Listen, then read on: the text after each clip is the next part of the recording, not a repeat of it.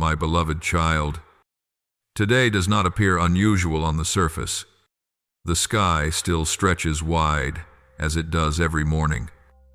Light still slips through the window with its familiar rhythm, and the world continues its ordinary cycles. Yet there are days that do not need loud signs to be different. There are moments that are sanctified from within, when time no longer moves along its old grooves, but gently slows, as if listening for a deeper breath. A chosen day does not need to shine brightly in the eyes of the world. It only needs to be marked in the unseen realm. Right now, you are stepping into such a day, not because of what you see, but because of what is quietly moving around you, the deeper layers where prayers once fell, where longings once rested in silence, where your heart has asked questions again and again, only to set them aside.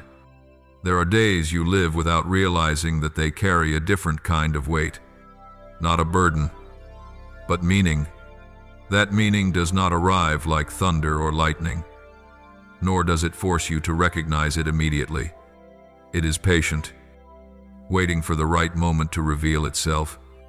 A chosen day often disguises itself as an ordinary one, because if it were too obvious, you would look only with your eyes and not open your heart. But today, you are being invited to look more deeply, not outward, but inward, into the faint vibrations of your soul, the sense that something is drawing near, not by footsteps, but by arrangement, a feeling difficult to name, yet clear enough to slow you down, gentle enough not to frighten you, and real enough that it cannot be pushed aside. You are used to measuring time by clocks, by calendars, by milestones agreed upon by society. But there is another kind of time, one that does not depend on hands or numbers, the time of completion. When a long sequence of waiting, learning, enduring, and quiet maturing reaches its point of convergence, that moment is named. It is no accident that there are days when your heart feels more sensitive, more responsive, more willing to listen. This is not weakness, it is a sign of readiness. Your soul, after many seasons, has learned how to be silent in the right way. And within that silence, it begins to recognize today is not like yesterday, and tomorrow will no longer be as before. A chosen day does not appear to overwhelm, but to connect. It links the past with the present, and the present with what is about to open. The questions you once held inside, why certain things came and then left, why certain connections could neither be named nor forgotten, why your heart sometimes knew before your mind could understand, none of these have been discarded. They have been placed back into their proper positions, like pieces waiting for the right moment to form a picture. And today, as you read these lines, you are not here by chance. Your presence in this moment is part of a larger movement, where every small choice, every time you did not turn away, has been drawing you closer to what has been prepared. There is a very subtle difference between a day that simply passes and a day that is remembered. That difference lies not in events, but in awareness. When you realize that something is being given to you not hastily, not forcibly, but with loving precision, that day begins to carry a different tone. It becomes denser, deeper, as if the air around you also knows this is not just a random slice of time. A chosen day often arrives when you are tired enough to stop chasing illusions, clear enough not to fear the truth, and soft enough to receive without defense. This is not the end of a journey, but the threshold of a new level of understanding. You may wonder why you are being reminded to pause, to pay attention, to remain until the end. Not because you lack understanding, but because you are accustomed to a world that constantly pulls you along, A chosen day requires full presence not of the body, but of the soul. It invites you to set down reactive habits, hurried assumptions, old ways of understanding that once helped you survive, but are no longer sufficient to help you grow. On this day, you are not asked to do anything great, you are simply invited not to miss it, not to miss the subtlety of what is opening, not to miss the whisper so gentle that only those willing to listen can hear it. Some pages in a human life are written with action, but others are written with presence. Today's page belongs to the latter. It does not require you to prove, achieve, or become a different version of yourself. It only asks that you be in the right place, at the right time, with a heart wide enough to allow what has not yet been named to enter. And in that state, unhurried, unresistant, unclosed, you begin to sense a sacred movement seeping into the very real fabric of your life, not descending from above, but awakening from within. A chosen day does not remove you from the ordinary. It permeates the ordinary to reveal its depth.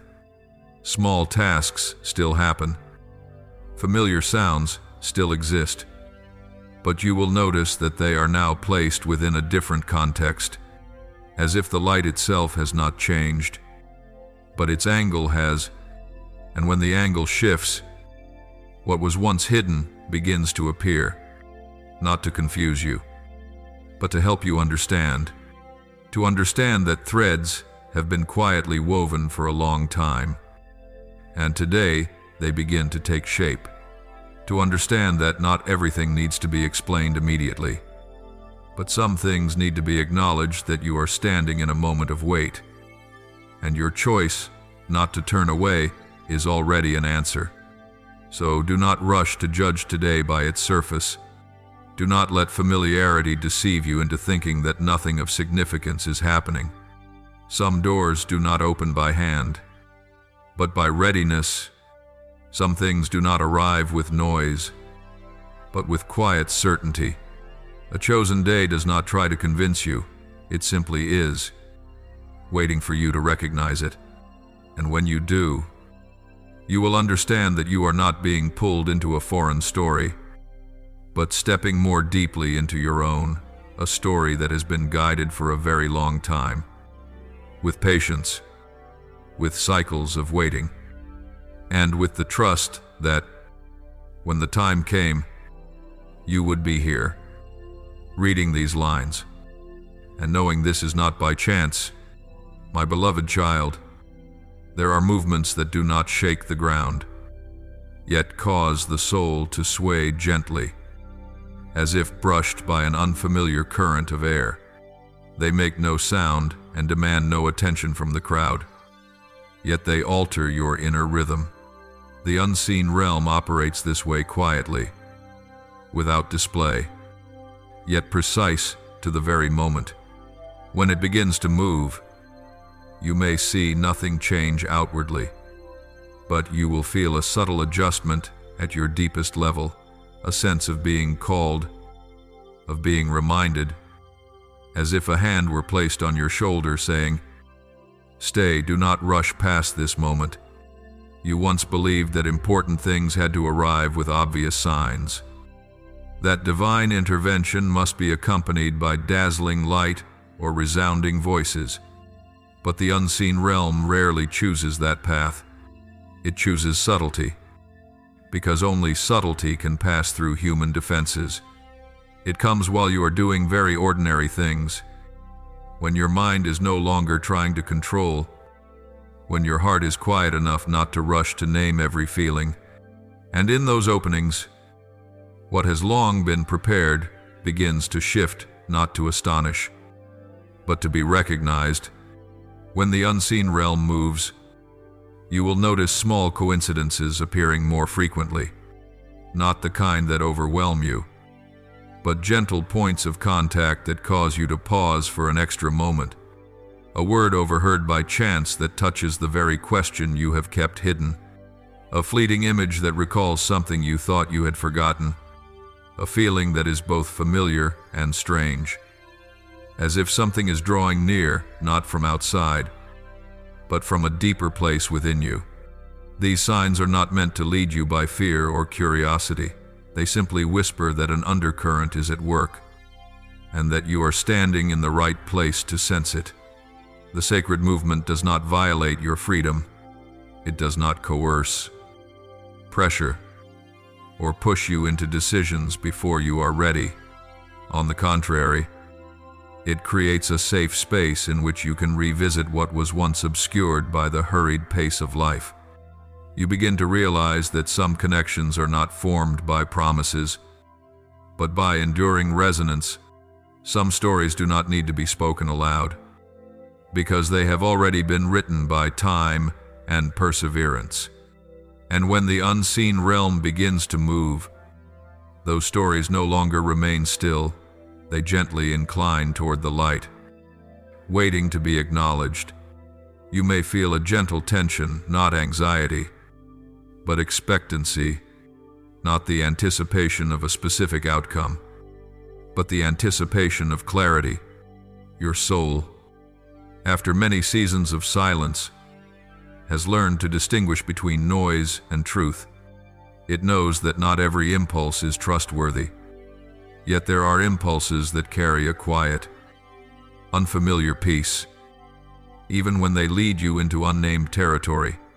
When the unseen realm moves, it does not disorient you. It recalibrates your inner compass, helping you recognize what is ready to be opened. You may wonder why everything seems to be slowing down, why your steps are no longer as hurried as before, why quick answers no longer satisfy you. This is not a sign of stagnation, but of depth. When the unseen realm is at work, it draws you away from the surface and into the deeper meaning of what is unfolding. You no longer ask only, "What will happen?" but begin to ask, "Who is this shaping me to become?" And that question opens a new space, one in which events no longer stand alone, but become links in a much larger story. Within this movement, you may also sense that you are being protected in a very discreet way. Not a protection that removes you from challenge, but one that keeps you from being swept away by hurried interpretations.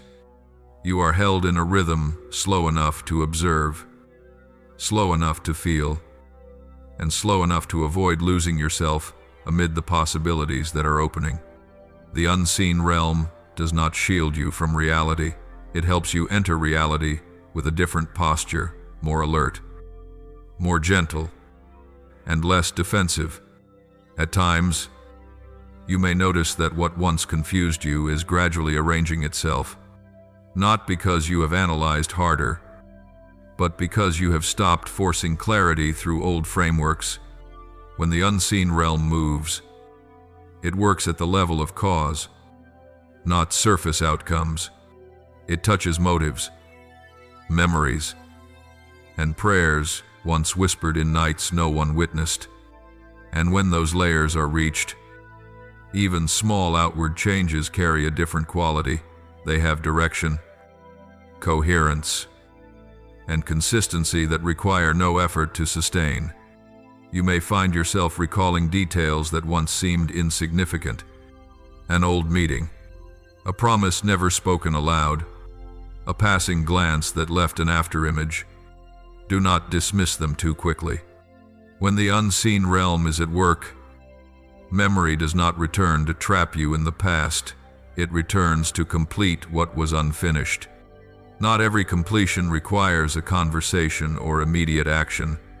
Some completions occur first in awareness, when you understand why you walked the paths you did, and why those fragments are now seeking to reconnect in a new order. What matters is that you do not need to try to grasp this movement. Any attempt at control will only exhaust you. The unseen realm does not need you to chase it. It needs you to stay. Stay with what you are sensing. Stay with the subtle signals.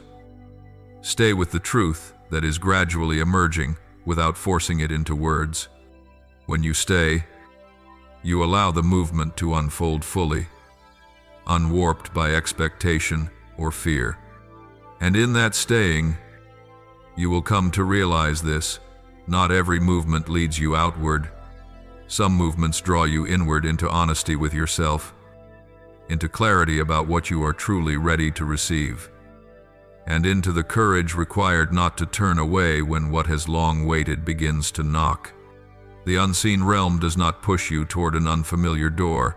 It brings you back to the door that has been there from the beginning, only now. You are quiet enough to hear the knock. Trust that this movement has its own rhythm.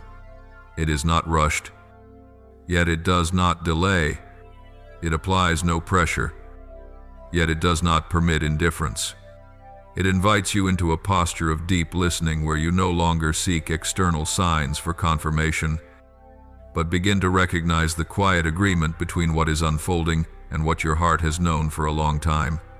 When the unseen realm begins to move, it is not the beginning of chaos, but the beginning of alignment. And you, by staying, have become part of that alignment. My beloved child, there are commands that do not arrive with sound, do not carry a force that makes you recoil in fear, and do not impose an instant framework upon you. They come quietly, like a deep confirmation that can only be recognized once you are still enough. A directive that makes no sound does not need to be heard with the ears. It is felt by the soul. And when it comes, you no longer question whether you should move forward, because hesitation itself has been replaced by a certainty that is gentle, unmistakable, and true. You once believed that divine instructions had to be explicit, spoken in language you could understand, shaped into forms you could grasp. But what is deepest is rarely loud. This instruction does not tell you what to do immediately. It tells you to remain in this moment, to remain with what is ripening within you, to remain with a truth that does not yet need to be named. This is not delay. It is the obedience of a soul that has learned that every right action requires a firm foundation of listening. When the instruction that makes no sound reaches you, you will realize that it does not conflict with your freedom. On the contrary, it expands it. It does not bind you to a fixed script. It releases you from old reflexes, the need to respond quickly, to choose immediately, to understand everything before allowing yourself to trust. It comes as a quiet agreement between what is taking shape and who you have been trained to become. There is no tension, no pressure, only the sense that everything is settling into its proper place. You may sense this instruction through very small changes in how you react. Things that once compelled you to rush into explanation no longer feel necessary. Questions that once kept you awake are gently set down, not because they have been answered, but because you are no longer afraid of waiting. The instruction that makes no sound does not ask you to prove anything. It asks you to trust the process unfolding beyond your control, yet never beyond the care that holds you. There is a gentle paradox in this instruction: the fewer the words, the greater the weight, for it does not rely on persuasion, but on alignment. It does not attempt to force a sudden change of direction. It refines your direction through subtle, decisive adjustments. You are not pulled off your path, you are brought back to its center. And when you remain at that center, future choices no longer feel as heavy as before, because they no longer arise from the fear of being wrong, but from a clarity that is steadily growing. The instruction that makes no sound does not come to make you feel special in a separating sense. It comes to remind you that you are part of a larger order, where each soul has its own rhythm, and your rhythm is being synchronized with a moment that has been waiting. That synchronization does not erase your identity. It makes your identity more coherent. You begin to see that what you have learned, endured, and released were not meaningless cycles. They were quiet preparation, enabling you to recognize the instruction when it arrived without sound, yet unmistakable. At times, you may look for signs to confirm that you have heard correctly, but this instruction does not require confirmation through a sequence of external events. Its confirmation is found in increasing peace, in an impulse no longer mixed with confusion, in the fact that you no longer need to persuade yourself to keep staying. You stay because you know staying is right, not because you understand everything, but because you trust the one guiding this process with the precision of love. You will also realize that the instruction that makes no sound does not remove challenges. It only changes how you move through them. You no longer enter them defensively, but with a gentle alertness. You no longer ask, "Why me?" but instead, "What is this teaching me about how to love? How to be truthful? How to be present?" That question opens layers of learning inaccessible when you were rushing to find an escape. Within the silence of this instruction, you are invited to trust that some doors do not open with the key of action, but with the key of timing. When the time is not yet ripe, every effort feels heavy. When the time matures, even the lightest touch is enough to turn the hinge. The instruction that makes no sound is the notice that timing is ripening, not for you to rush forward, but for you to stand ready, with an open heart and clear eyes. You may feel a gentle solemnity settling over you, not the solemnity of crushing responsibility, but the solemnity of meaning, as if you are standing in a space that requires reverence, where every movement carries weight. That solemnity does not frighten you, it focuses you. And in that focus, you realize that what is about to open is not a performance, but an encounter between what has been kept hidden and what is now ready to receive. Let the instruction that makes no sound continue its work within you. Do not rush to interpret it. Do not try to turn it into a slogan or a plan. Let it be the foundation of the choices ahead, the foundation of how you listen, the foundation of the patience you extend to yourself and to others. When that foundation is firm, what needs to be spoken will find its words. What needs to be done will find its timing. And what needs to be given will find the right hands. And when you move beyond this moment, not by leaving it behind, but by carrying it with you, you will understand that the instruction that makes no sound has completed its task. It has placed you in the right rhythm, the right direction, the right state of being. From here on, you no longer need to ask whether you have missed anything, for your staying, your listening, and your refusal to turn away have already been the answer. My beloved child, some people enter our lives with voices, with unmistakable presence, with marks that cannot be confused, but others arrive differently, not loudly, not insistently, not demanding to be recognized. They carry your name in silence, not because they have nothing to say, but because they have chosen to hold back, waiting for a moment when words will not wound the truth. Such people do not appear often, and when they do, they leave behind a very unusual kind of space, not emptiness, but a fullness, where resonance continues even after they are no longer present. You may have sensed them long before you had words to describe them. A familiarity without a clear, shared history. A feeling that someone is walking alongside you at a different rhythm, farther, quieter, yet never outside your orbit.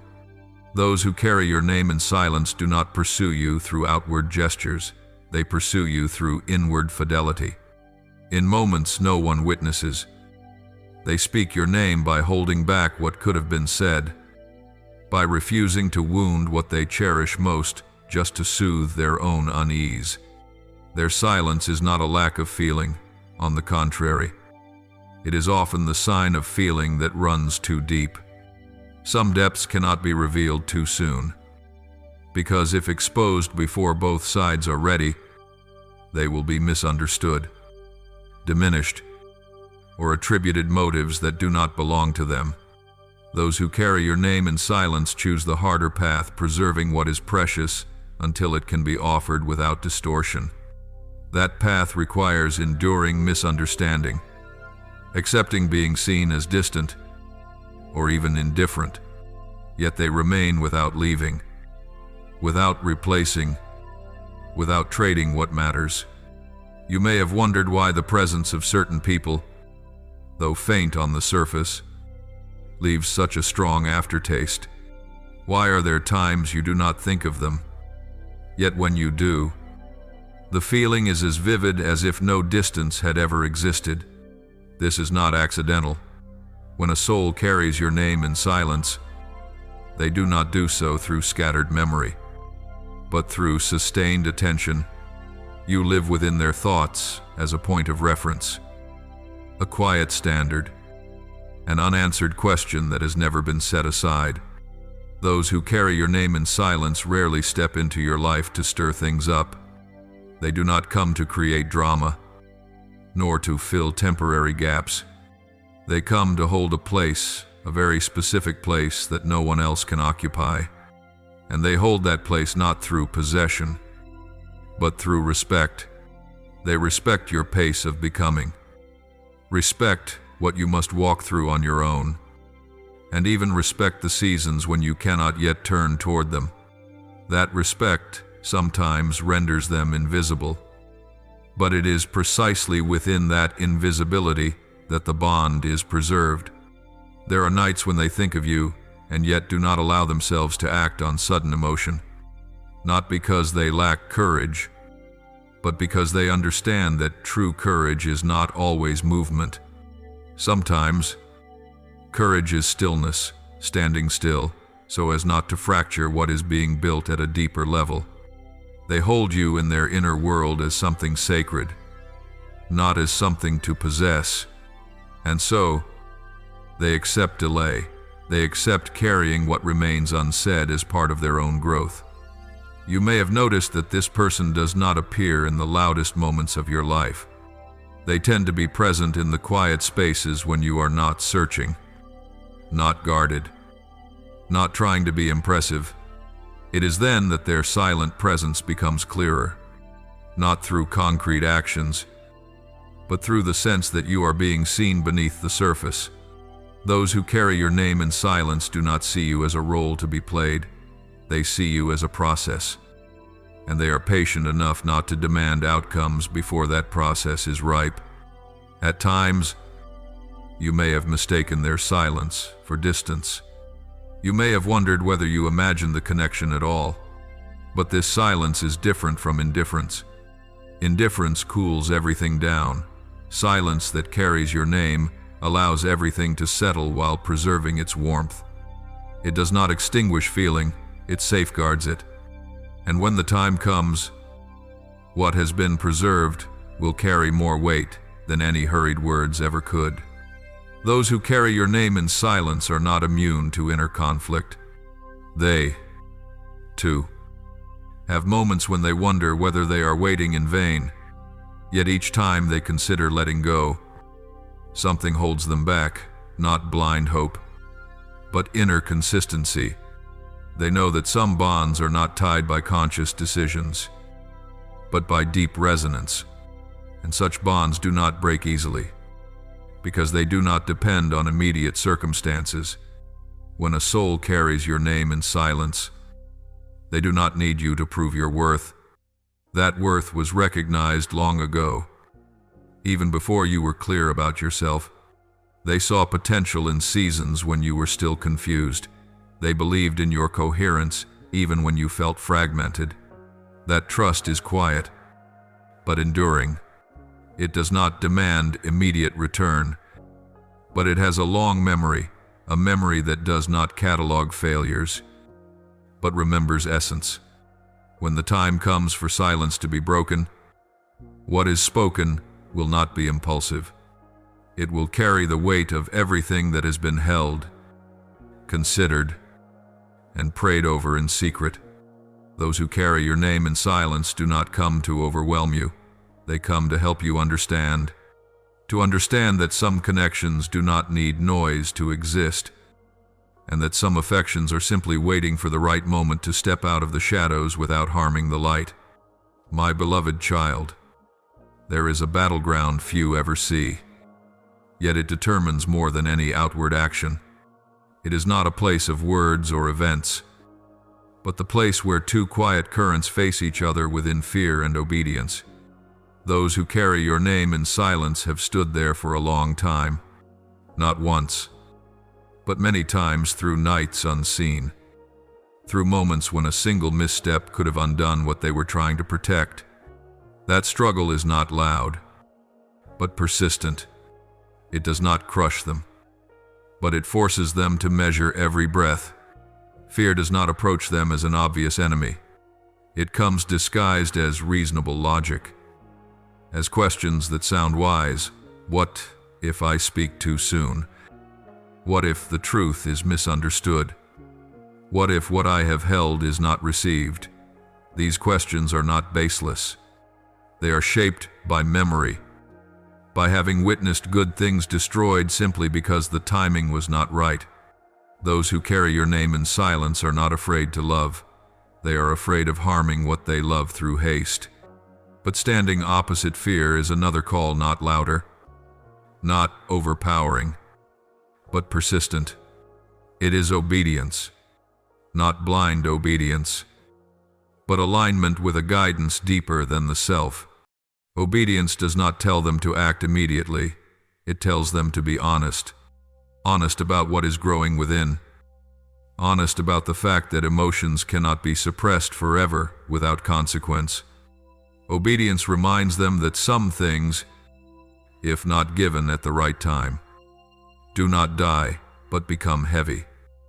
And that weight itself can distort both the one who holds and the one held in the heart.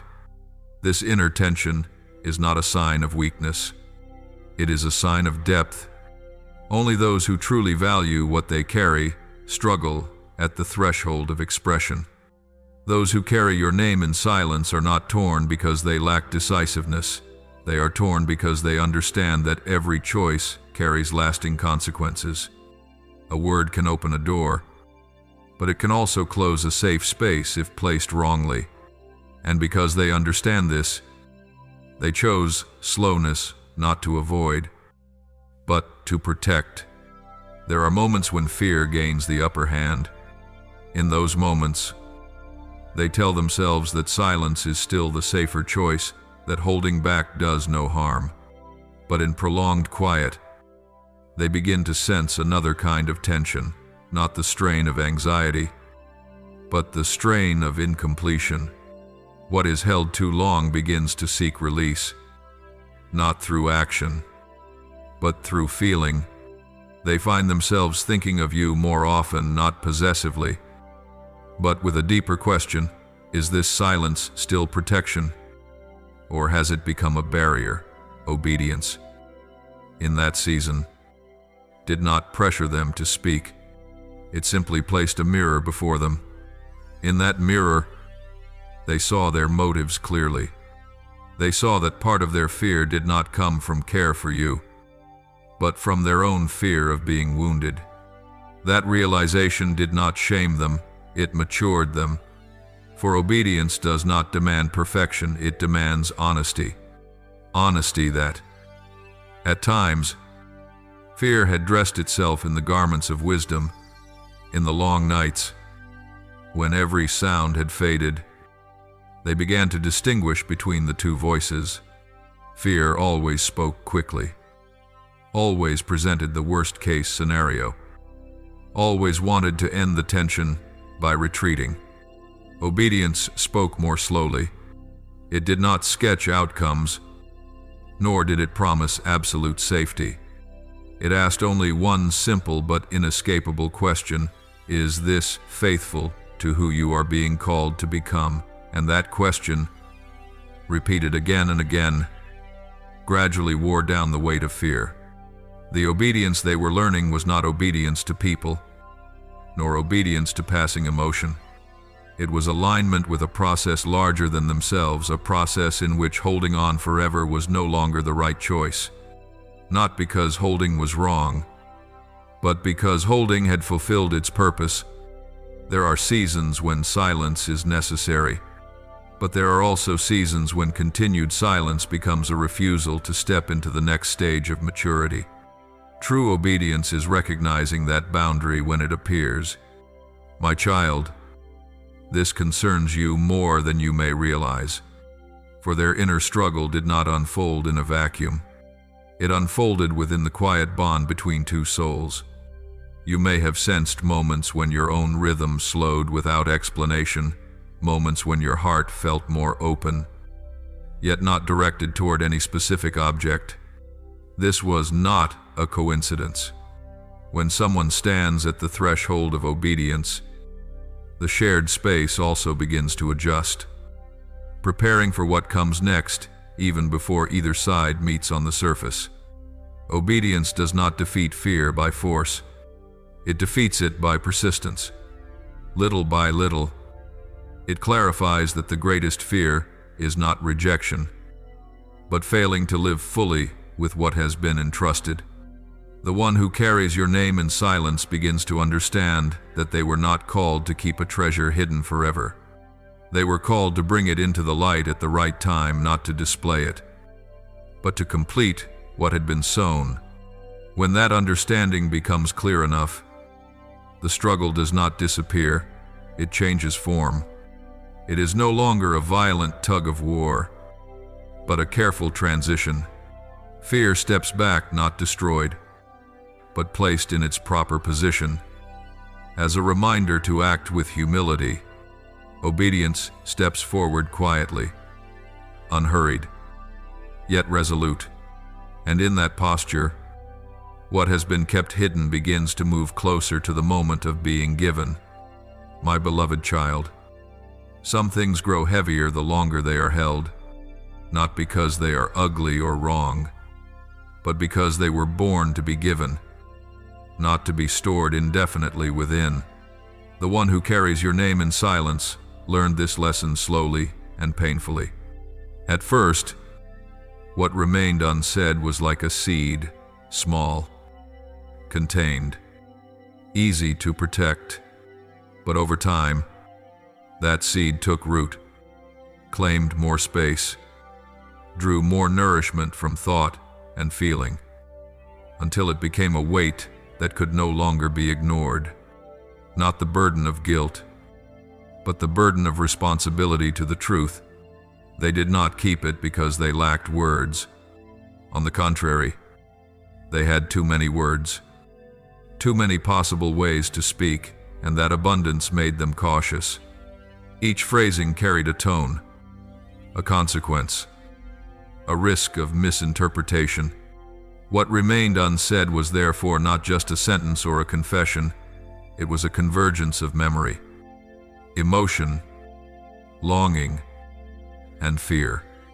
Carrying it was like carrying a vessel filled to the brim, tilted at the wrong angle, and everything could spill in ways beyond control. At first, the weight was bearable. It even carried a sense of intimacy, the feeling of holding something very personal, very deep, very real. But as years passed, what remained unsaid began to demand attention.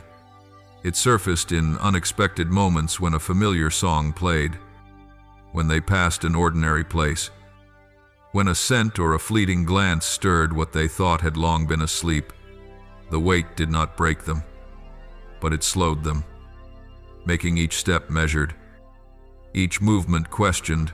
Could they continue carrying this alone without sharing it? What remained unsaid also carried a paradox. It was both protected and isolated.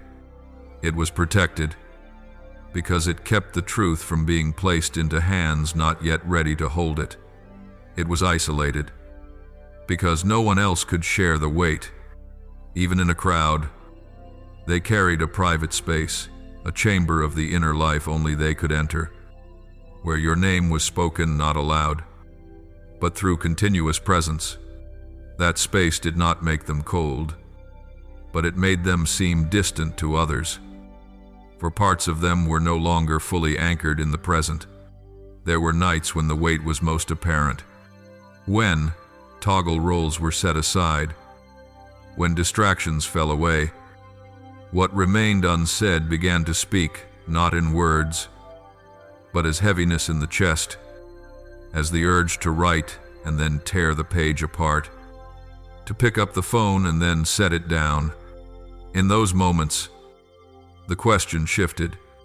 It was no longer, should I speak or not, but how much longer can I not speak? That question marked an important transition from control to listening. The burden of what remained unsaid also taught them the limits of silence. Silence has value when it protects life in formation. But when silence begins to distort the truth, when it holds back something good for so long that it becomes heavy, then silence is no longer refuge, but delay. The one who carries your name in silence began to see the fragile boundary between patience and avoidance, between protection and escape. And that boundary is not measured by external time, but by inner honesty. You may not see this burden, but you may have felt its effects, perhaps as moments of nameless absence, as if something were being withheld from you, not because you were unworthy, but because the timing had not yet allowed it. Perhaps as the sense of a connection without form, like a taut thread stretched between two ends, not yet tied. What remains unsaid does not weigh only on the one who holds it. It creates a subtle pull in the shared space, causing both sides to feel the weighting, even before anyone names it. This burden was not meant to punish them. It was a signal, a sign that what had been held had reached the time to be set down, not to be discarded, but to be given. To give does not mean to lose control. On the contrary, it is the highest form of mature control, knowing when to hold and when to release so that truth can breathe. The one who carries your name in silence began to understand that continuing to carry this weight was no longer a noble sacrifice, but could become stagnation if prolonged. Old stories tell that what is kept hidden for too long will find its own way into the open, often more roughly. Not because it wishes to wound, but because it wishes to live. The one who carries your name in silence does not wait for what remains unsaid to break through every barrier. They begin to seek another way, a way of giving that is intentional, respectful, prepared. They understand that truth does not need to be hurled like a declaration. It can be placed gently, like a gift, opened only when both sides are quiet enough to receive. The weight of what has remained unspoken does not disappear in a single moment. It is transformed. As the decision to give it begins to take shape, the burden changes form into focus. They are no longer pressed down by what they carry, but guided by how they will offer it. Every small detail, timing, space, a glance becomes significant, not because they seek to control the outcome, but because they want to preserve the integrity of what is about to be spoken. What remained unspoken, after so many years, is no longer a vague heaviness. It becomes a clear responsibility. It is precisely in this transformation that what was kept hidden begins to move closer to you than ever before, not with hurried steps, but with a readiness that has been carefully honed. The burden no longer rests entirely on one set of shoulders. It prepares to be shared, not to add weight, but to lighten it for both sides. When what has been unspoken is laid down at the right moment, it no longer presses upon the past. It opens a new possibility for the present. The one who carries your name in silence has reached the point where continuing to hold on costs more than offering it. And it is at that point that silence begins to crack, not from pressure, but from ripeness. The burden of what remained unspoken, after all, was never a sign of error. It was a sign that something was real enough, deep enough, important enough not to be hidden forever. And when the time comes, it will no longer be a burden. It will become a bridge, my beloved child. There are sounds that do not pass through the ears first, but go straight to the chest. They do not need to be loud or insistent, only precise enough to make the heart pause for a brief beat, the beat between continuing as before and stopping entirely to listen.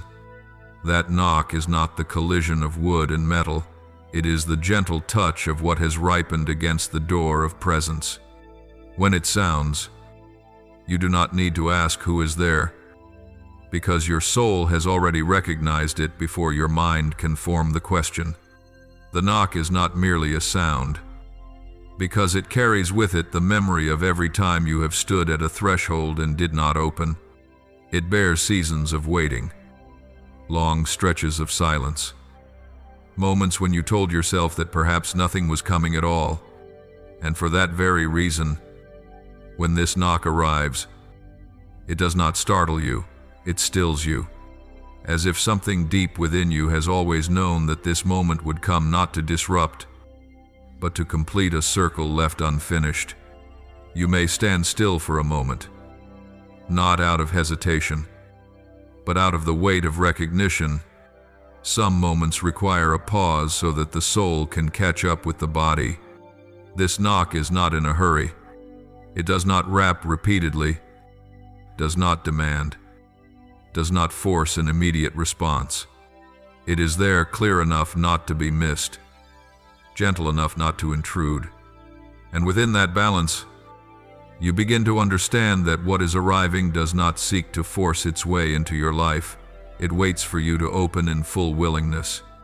The knock is not only a sound, because it also echoes from within. At the same time as the touch outside the door, a corresponding rhythm stirs softly inside you, a very subtle alignment, not excitement in a dramatic sense, but the alertness of something that is ready to be named. You do not need to imagine it. Your body has already responded. Your breathing shifts almost imperceptibly. Your attention gathers. Other noises seem to fall away. This is how the soul tells you this is not an ordinary moment. In that instant, you may remember other knocks that once sounded in your life, invitations you could not answer, opportunities you were not yet calm enough to receive, truths you chose to walk around rather than face. But this knock is different. It does not carry the urgency of, if you do not open, you will lose it. It carries the steadiness of the time has come. That difference matters. It tells you that opening the door is not recklessness, but alignment with an order that has already been prepared. You will realize that what slows you is not fear, but reverence. Reverence for the moment. Reverence for what is arriving. Reverence even for yourself, the version of you that has walked far enough not to open doors unconsciously. The knock is not only a sound, because it grants you choice with clarity. It does not compel action, it invites presence. And that presence is the first key. As you approach the door, you do not need to prepare a response. There is no script to memorize. There is no correct answer that must be spoken immediately. This knock is not searching for perfection, it is searching for truth. And truth does not need to be performed. It needs to be received. You may sense that something is standing on the other side, not merely a person, but a part of a story long kept hidden, a missing link, a confession that has never had a place to stand. All of it waits for one very simple act to open. The knock is not only a sound, because it is also a reminder of boundaries. A door exists to distinguish, not to separate forever, but to protect what is inside until what is outside is ready. When the knock is heard, it means that both sides of that boundary have matured enough to meet without wounding one another. You no longer need to build additional layers of defense. The one who knocks does not come to invade. They come to be seen and to see you. There is a delicate beauty in the moment before the door opens. Delicate not because it is fragile, but because it is true. There is no more room for assumptions, no space left for speculation. Only the imminent encounter remains. The knock is not merely a sound, because it gathers all those long years into a single point of contact, where past and present lean toward each other to make room for what is about to be spoken. You feel your heart beating more clearly, not faster, just clearer, as if each beat carries meaning. And in that clarity, you know that once the door opens, what follows cannot be taken back, not because it is dangerous, but because it is real. Truth, when placed at the right time, does not destroy, it restructures. It rearranges what has been tangled not by force, but by light. The knock is not only a sound, because it is also an answer. An answer to the nights when you asked without expecting a reply. An answer to the moments when you chose to stay rather than turn away. An answer to the patience you were not sure you possessed, yet lived with day by day. When that knock is heard, you do not need to recheck every sign. The resonance within you is enough to confirm that this moment has been written specifically for you. And so, when you place your hand on the door, remember that what is about to happen is not a spectacle, but an encounter, not a climax to be consumed, but a crossing point to step through. The knock has completed its part. It has brought you to the threshold of what has been kept hidden. What remains, the opening, requires no strength, only readiness. And that readiness you have been carrying for a very long time. My beloved child, there are things that do not need to be spoken to become clear. When the door opens, even before any sound can form, the eyes speak, not in words, but in depth. That gaze does not seek a reaction, it seeks recognition. And in a very brief moment, so brief the mind cannot intervene, you know that what stands before you has not come to impress, nor to ask permission to exist. It has come to complete something that has been held back for far too long. The eyes speak for everything because they carry the history of silence. Within them are sleepless nights, moments of questioning followed by restraint, times of almost stepping forward and then standing still, not from a lack of resolve, but from respect for the depth of what was growing. When that gaze meets yours, there is no probing, no measuring, only a quiet confirmation that both of you have passed through enough to stand here without armor. You will notice that this gaze is unhurried. It does not rush to be understood, nor to be forgiven or accepted. It stands still, yet it is not closed. Its openness is not in gesture, but in its refusal to look away. Some eyes avert themselves when they encounter truth. These do not. They hold you not in possession, but in full presence. And within that presence, you feel a rare kind of safety, the safety of not needing to defend yourself. When the eyes speak instead of words, they also reset the rhythm of the meeting. It is no longer the rhythm of prediction or rehearsal, no longer the rhythm of what should I say first. Everything slows enough for you to hear your own heartbeat, enough for you to sense that what matters most is not what will be spoken next, but that both of you have dared to stand here. Sometimes, the greatest courage is not to speak, but to remain within a gaze without turning away. Within that gaze is a very real vulnerability, not the vulnerability of weakness, but the vulnerability of honesty. The one standing before you does not hide their nervousness. They do not conceal the possibility that their hands may tremble or their breath may slip a beat. Yet they do not apologize for it. For this vulnerability is not something to be corrected. It is the sign that truth is very near the surface, close enough that even a small movement could bring it into the light. The eyes speak for everything because they carry consistency, not the consistency of spoken promises, but of quiet choices faithfully kept. In that gaze, you can see that the one before you did not decide this only now. They have carried this decision for a long time, set it down and picked it up again, examined it from many angles, and because of that, when their eyes meet yours, there is no confusion of a rushed choice. There is only the focus of something that has ripened. Time seems to contract. Distances that once existed of circumstance, of silence, of words not yet spoken suddenly lose their weight, not because they are erased, but because they have completed their role. They have led both of you here. And now, within this gaze, they no longer need to stand between you.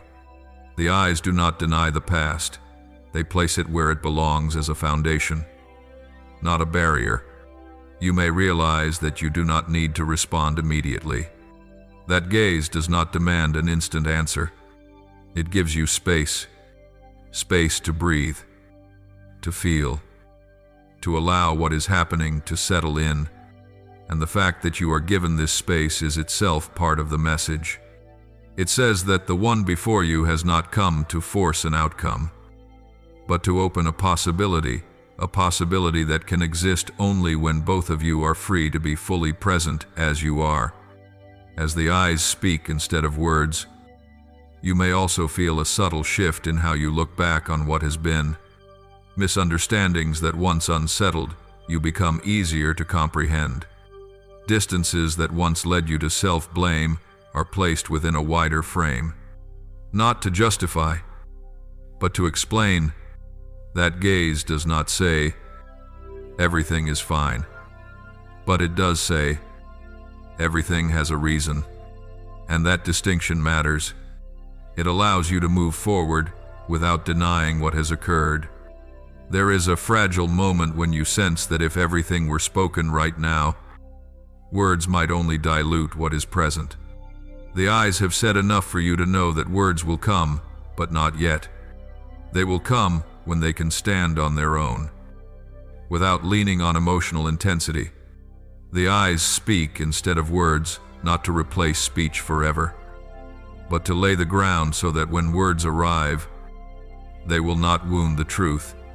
That gaze is also waiting for you, not for a decision, but for your presence, waiting for you to look back without defense, to not turn away from what is being placed between you. And when you remain within that gaze, without needing to appear strong or fully understanding, you are responding in the truest way possible, not with words, but with a quiet consent, I am here. When the eyes speak instead of words, you understand that what is about to be given is not merely an object or information.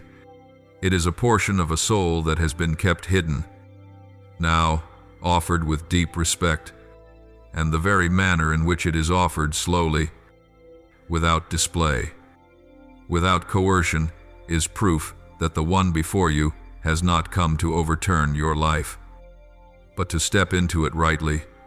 In that understanding, you know this moment cannot be undone, not because it locks you into an ending, but because it has opened a door of awareness that you will not be able to close the way you once could.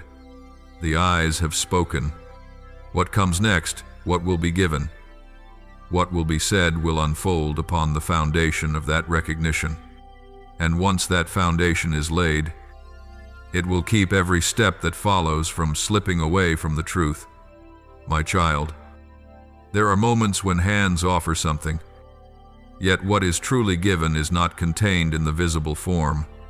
The object may be small, simple, perhaps not even clearly named, but what touches you is not its surface, it is what has lived within it for a long time, what has been carried through seasons of silence, nights of struggle, moments of questioning followed by the choice to remain.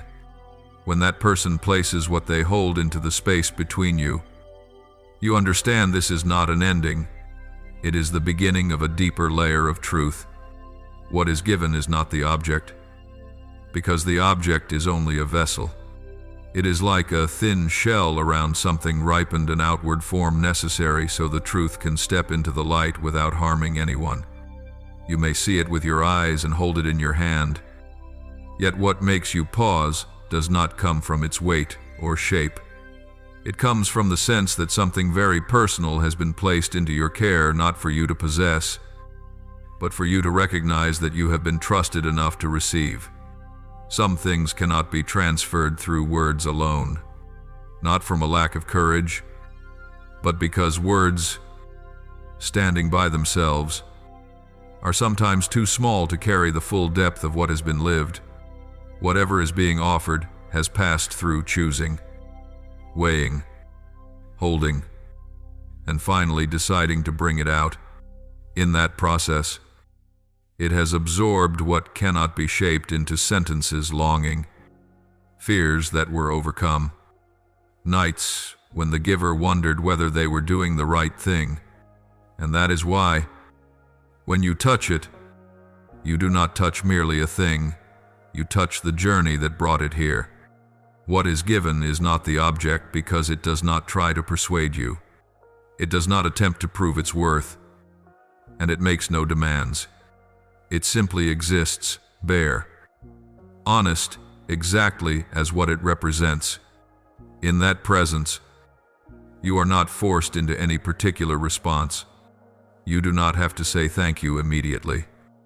You do not have to understand everything immediately. You do not have to decide anything immediately. What is offered honors your pace, because it was born out of honoring the pace of the one who offers it.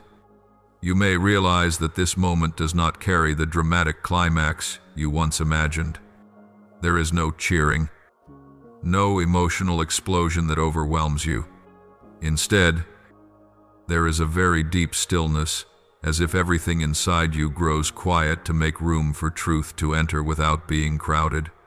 What is given does not shock you, it awakens recognition, and that recognition, though quiet, has the power to restructure. It rearranges thoughts, memories, unanswered questions, placing them into a new order you do not have to force into existence. You may look up and see that the one before you is not waiting for praise and not waiting for reassurance. They are simply waiting for you to receive it. To receive does not mean agreeing to everything. It means acknowledging the truth of this moment, acknowledging that something has been held too long to return to the old state, acknowledging that the act of giving is the outcome of maturity, not a passing impulse. And in that acknowledgement, you return something just as significant, your undefended presence. What is given is not the object because it does not close the story. It opens new questions, yet questions no longer laced with fear. They do not ask, "Where will this go?" but "How will we walk from here?" The difference is subtle, but it changes everything. When you realize what is happening is not trying to force you into an outcome, you begin to feel lighter, not because everything is clear, but because you no longer have to brace yourself against the truth. There is a holiness that is profoundly ordinary in this moment, not the holiness of ceremony, but the holiness of honesty. The giver has chosen not to hold back any longer. You are invited not to avoid it. And in that meeting, what is offered becomes a bridge, not between strangers, but between two parts that have leaned toward each other for a long time without a point of contact. This bridge does not promise ease. It promises that from here onward, every step will be set upon truth rather than assumption. You may sense that you are no longer standing at the threshold. The door has opened, not to slam shut behind you, but to let light pass both ways into what was hidden, and out onto the path ahead, What is given is not the object because it does not remain still. It begins to work the moment you recognize its meaning. It works in how you reinterpret the past, how you understand silence, how you reevaluate the distances that once existed. Scripture reminds us that some seeds are sown in silence and only bloom in their appointed season. What is offered today carries that quality. It does not arrive to display itself, it arrives to take root. And as it takes root, it does not displace you. It creates new space, space for truth, for dialogue, for steps that no longer need to hide. That space does not demand that you quickly name what you feel. It simply invites you to remain inside the honesty that is opening. And as you hold what has been offered, remember your hands are not its final destination. Your hands are a passage from secrecy to sharing, from isolation to meeting, from silence to the possibility of being spoken. What is offered is not the object because it does not seek a place to lie still. It seeks a place to be understood. And that understanding will not arrive in one instant. It arrives gradually, through the way you allow this moment to change you from within. When the giver withdraws their hand, the air between you does not become empty. It becomes full of things that do not need to be said yet, full of possibilities that do not need to be decided yet, full of truth placed where it belongs. What has been offered has completed its first work, breaking the cycle of concealment. From here, you no longer need to wonder whether something is being hidden.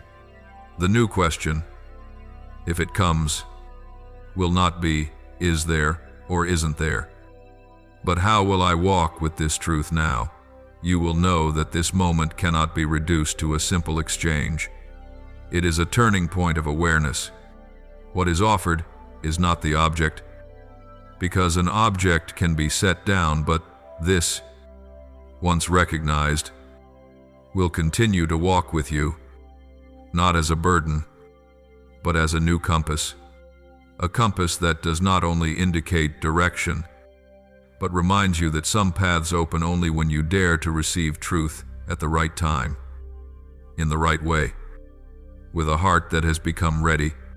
My beloved child, some actions look simple on the surface, yet when placed in the right timing, they touch a deeper order that people rarely name.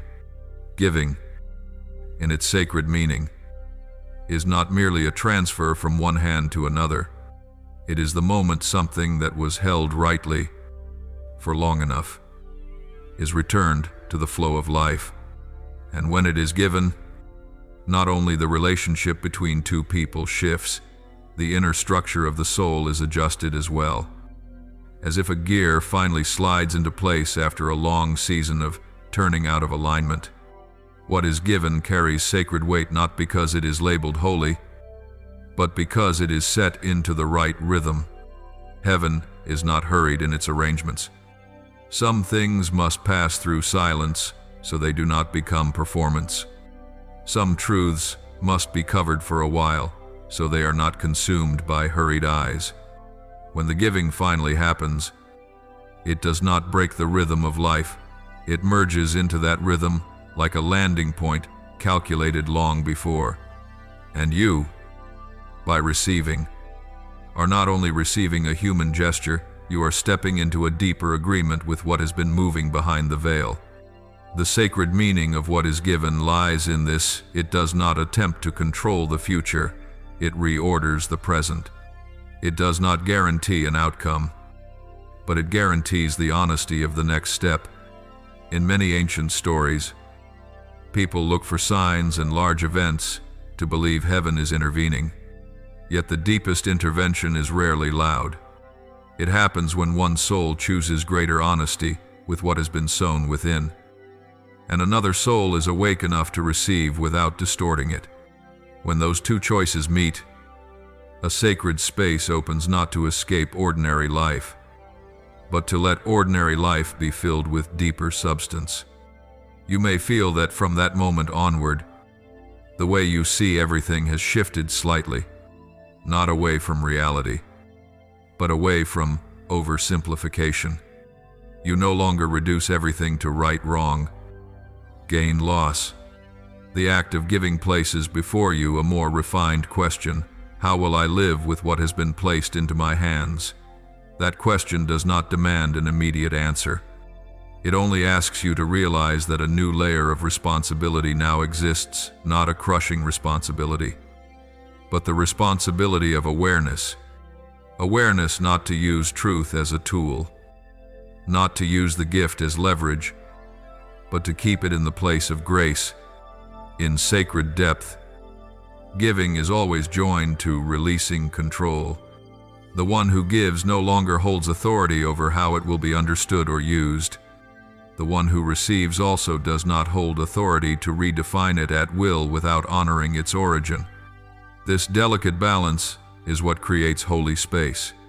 It requires both sides to enter with humility, humility to know that neither owns the truth, both are simply invited to walk with it for a season. There are old accounts that say what is offered at the right time opens blessings in ways no one predicts. Not the blessing of instant abundance, but the blessing of alignment. When you and the other person step onto the same axis of honesty, many things that were out of rhythm begin to adjust. Old misunderstandings do not need to be dissected excessively. They lose their weight when light reaches them. Questions that once exhausted you do not vanish, but they change tone, no longer accusing, but seeking. The sacred meaning of what is given also lies in the fact that it cannot be copied. No one else can offer it in the same way, and no one else can receive it with the same consequence. It is woven from the specific history of two souls, from specific choices held in silence. This reminds you that you are standing in an irreplaceable moment, not to make you proud, but to make you careful with how you guard the truth, careful with how you walk forward once you have touched what is no longer merely theoretical. You may realize that this giving is not meant to make you dependent. On the contrary, it invites you into a more mature kind of freedom. Freedom is no longer the ability to withdraw at any moment to avoid difficulty. It is the ability to remain with what is true, even when truth requires you to adjust yourself. That is the freedom of one who knows they are not coerced by truth, but upheld by it. And within that freedom, the sacred depth of this moment continues to unfold. You may feel a different kind of silence surrounding you after the giving silence, not of absence, but of reformation, as though everything pauses briefly to find a new position.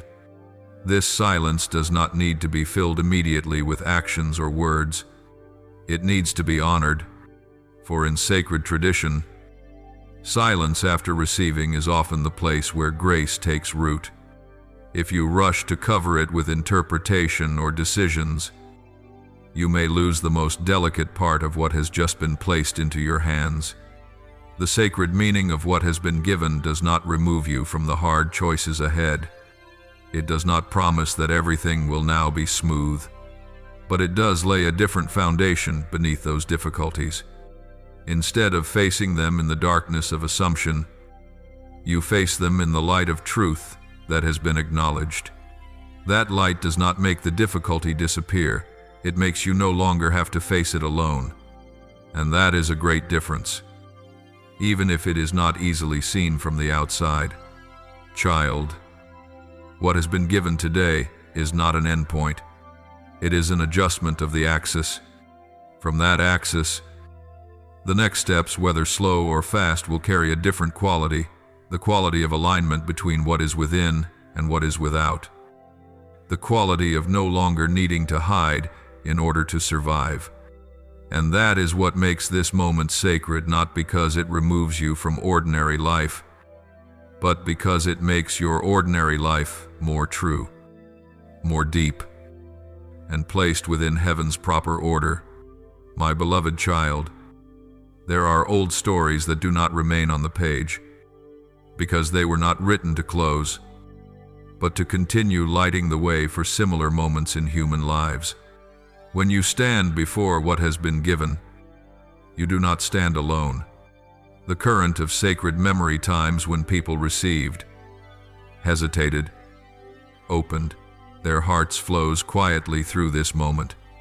Ancient accounts do not come to impose a template. They come like a low-placed lamp, bright enough to reveal the shape of the path without blinding the one who must walk it. In those stories, there is a subtle rhythm that returns again and again. What matters most is rarely given in the loudest hour. It arrives when a person has walked far enough to understand that not every gift comes with instant explanation. Some stood before promise in youth and only understood it fully when their hair had turned gray. Some were called in a very small moment, yet carried that call through years of silence before it took form. Ancient accounts do not glorify speed, they honor right timing.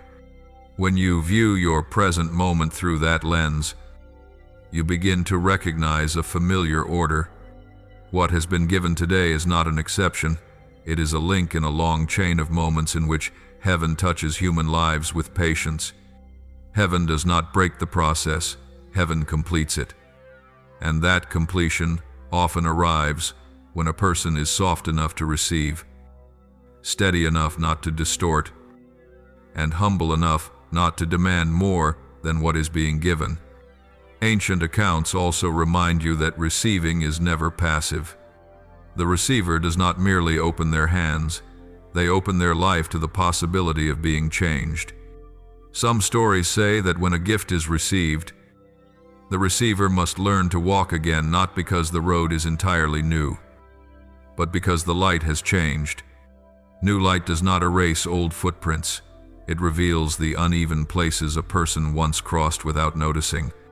And in that light, the receiver is not invited to accuse themselves for having walked imperfectly, but to walk forward with greater attentiveness. Another subtle truth that old accounts illuminate is the link between gift and responsibility. This responsibility is not the weight of obligation, but the responsibility of faithfulness, faithful to what was given, faithful to its source, faithful to the process it initiates. Many stories warn that a gift used to strengthen the ego quickly loses its vitality. But if a gift is held in the spirit of service, serving truth, serving relationship, serving growth, it bears fruit in ways no one can force. In that context, you can see why the giving does not arrive with a detailed map. Ancient stories rarely grant their characters a full itinerary at the beginning. They receive a direction, a promise, or sometimes only the thinnest sign. The rest opens gradually, through honest steps. This is not to torment faith, but to nurture relationships. Heaven does not seek people who complete a mission by script. Heaven seeks people who learn to listen as the story is still being written. Some stories teach that what is given can appear small beside what a person expected. Yet that very smallness tests inward sight. Those who seek only greatness will miss what is alive. Those who can bend down to receive what is humble will discover that power is not in size, but in fit. Ancient accounts do not praise display. They praise the fittingness between gift and timing, between giver and receiver, between what is offered and what is in need of healing. When you shine that light on this moment, you may recognize that what has been given is not meant to prove anything about your worth. It does not come to say you are more deserving than anyone else. It comes to confirm that you are in the right place to learn the next lesson. And that lesson is not about holding tight, but about walking with truth, with vulnerability, with questions that do not yet require immediate answers. Ancient accounts show that those who try to freeze a gift into an achievement soon find it empty. Those who allow a gift to lead them into a process find their life widened in ways they could not predict. There is another rhythm that old accounts often mention the rhythm of waiting after receiving. Not passive waiting, but directed waiting like someone guarding a newly sown seed. They do not dig it up each day to check, they tend the soil, keep the water, and shield it from harsh wind. In that rhythm, wisdom is formed. A person learns to discern what action is necessary and what interference is excessive. What has been given today also needs such a rhythm. Not every reaction must happen at once. Not every word must be spoken immediately. The next ripening requires time, and that time is not meaningless emptiness. Old accounts also warn against hurried interpretation. Many characters misunderstood a gift because they placed it inside their personal frame of expectation. When things did not unfold as they imagined, they grew disappointed, even resentful. Yet those same stories show that when they returned to the original posture, listening and faithfulness, the gift did not vanish. It changed shape and opened in deeper ways. The lesson is not, do not expect, but expect with humility. This matters especially now, because unmanaged expectations can bend the process out of shape. As these ancient accounts shed light on your present moment, you may realize you do not need to invent the way forward from nothing. You have not been left with a gift without wisdom to steward it. A stream of wisdom has gone before you for a long time, leaving markers not for you to copy, but for you to recognize the rhythm of truth, the rhythm of timing, the rhythm of letting what has been given continue its work without being forced.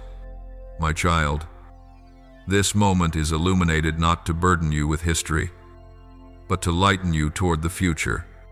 When you understand that you are stepping within a tradition of patience and honesty, you no longer have to fear whether you are doing it right by external standards. The standard has long been set. Be faithful to what you have received. Humble in how you walk, and awake enough not to turn a gift into a burden. Ancient accounts do not require you to become a grand figure. They invite you to become fully present. And in that presence, your current moment is anchored in a larger order, not to lose its uniqueness, but to be protected from isolation. What has been given today does not float in empty space.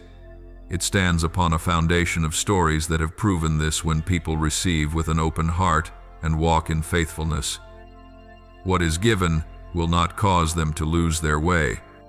It will lead them slowly, precisely where they need to go, even if they cannot yet name where that place is. Some gifts do not come to add something new to your life, but to return what already exists to its rightful place. When what is given touches you, it does not overwhelm you with novelty. It quiets you with a deep sense of familiarity, as if something long out of alignment has finally found its axis. Inner alignment is not a flawless state without tension.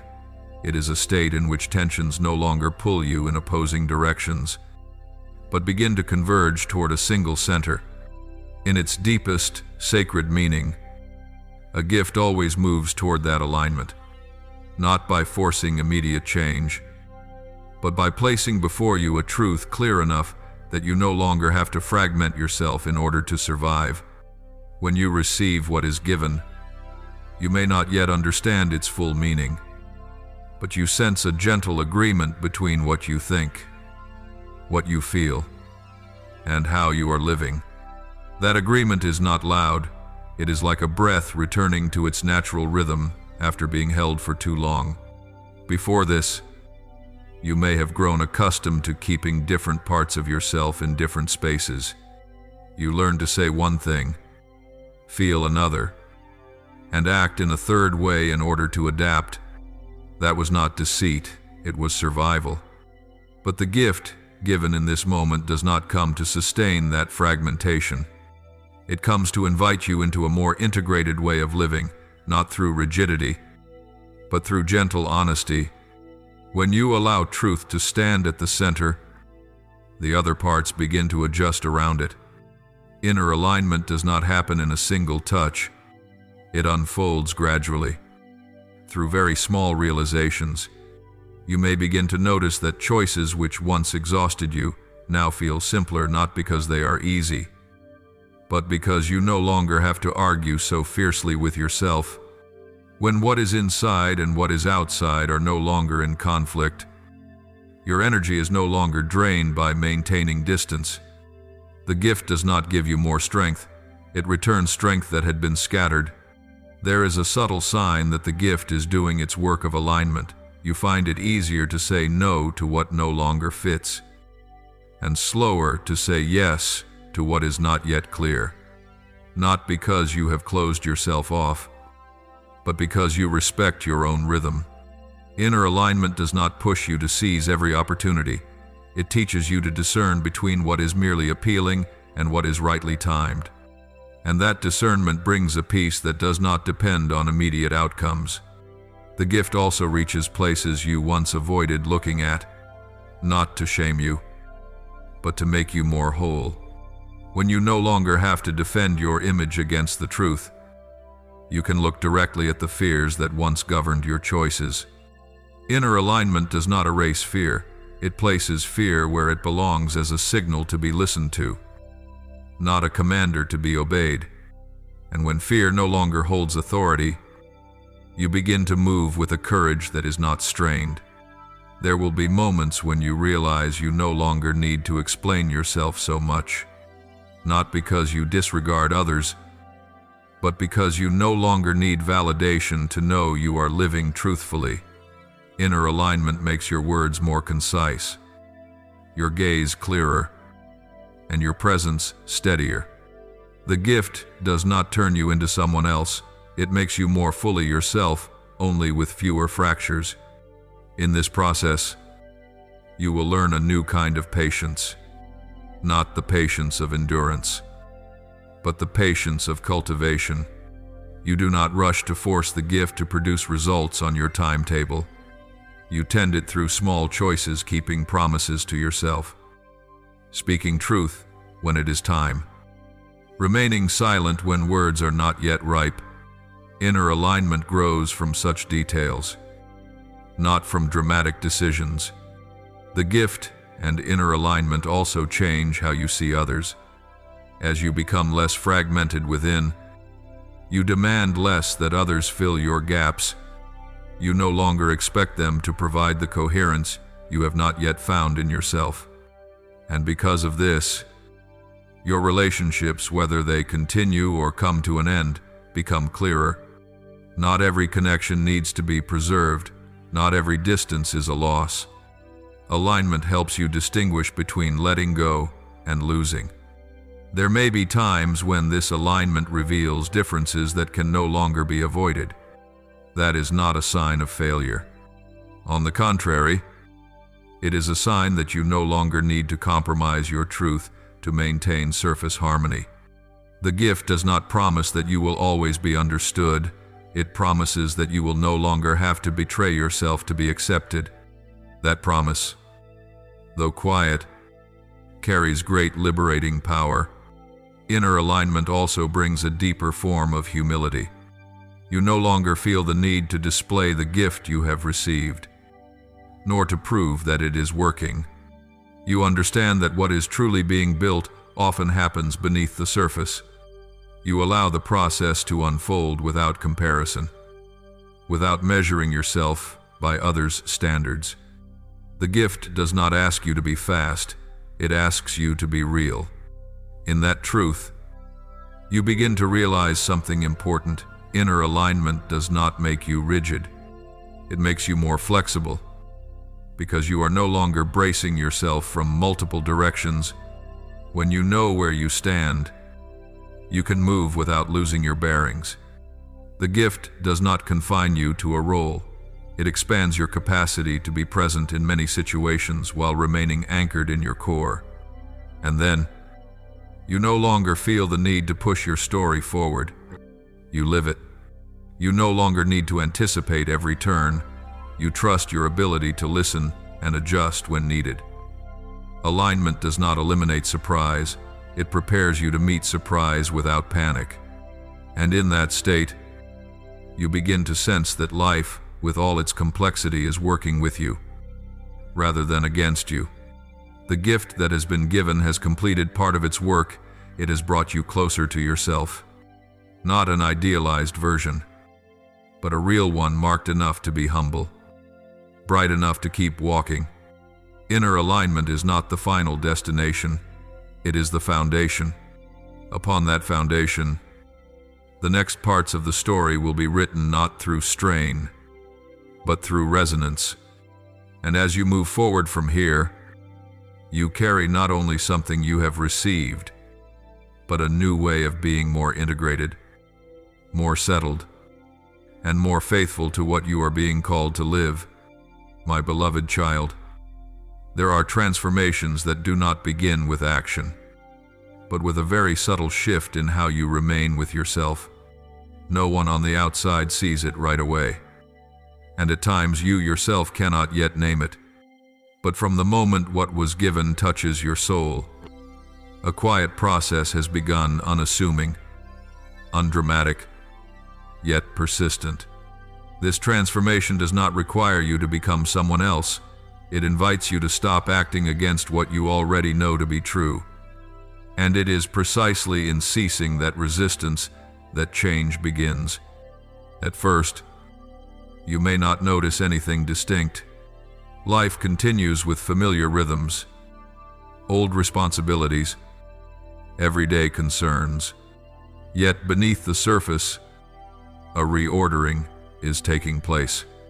Things that once occupied too much space in your thoughts gradually lose their pull, not because they were wrong, but because they are no longer central. The center has shifted from the need to control to trust in the process. And that shift, however slight, alters the entire inner structure. Transformation that begins within does not seek to erase all tensions at once.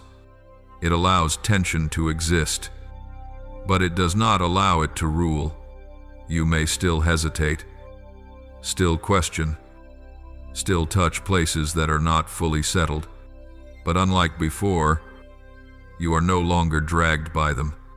You stand closer to what you feel, close enough to listen, steady enough not to be swept away. This transformation does not produce a person without fluctuation. It forms a person who knows how to remain present when fluctuation appears. One clear sign of inner transformation is this: you begin to respond more slowly, not because you are indifferent, but because you have learned the value of the pause. That pause is not delay.